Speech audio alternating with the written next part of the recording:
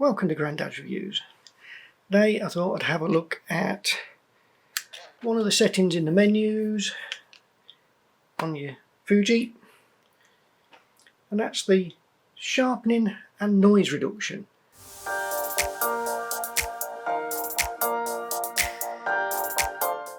Now bear in mind that these settings only adjust the settings on the Jpegs, it doesn't affect the RAWs. So what difference does it actually make setting the sharpening or the noise reduction in camera to the Jpegs? So take some shots with the X-T3 at all the different settings, and we'll put them into the computer and we'll have a look what they actually look like and how much they actually affect those Jpegs. So let's get to the computer. So on our first set of images I've got 0 sharpening, 0 noise in the middle, -2 sharpening, 0 noise on the left, and -4 sharpening on the right. Next lot we've got +2 sharpening on the left, +4 sharpening on the right, which makes a big difference. Next set of shots is -2 on noise reduction on the left, -4 noise reduction on the right, no sharpening. Then we've got +2 noise reduction on the left, +4 noise reduction on the right with 0 sharpening as well.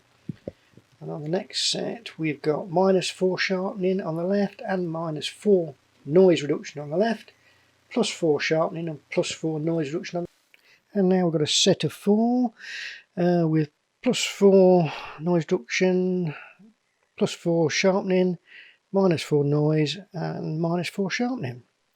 Then we get into high ISO and we've got no sharpening, and we've got -2 and +2 on this section. And then we've got -4 noise reduction, +4 noise reduction, again no sharpening, and this is at 12,800 ISO. And a 200% crop into the high ISO with -4, +4, -2 and +2 noise reduction. So there you go.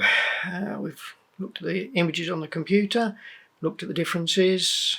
You make your mind up. Which one's better? At the end of the day, is it better to shoot in RAW and do your noise reduction and your sharpening in whichever image processing program you want to use?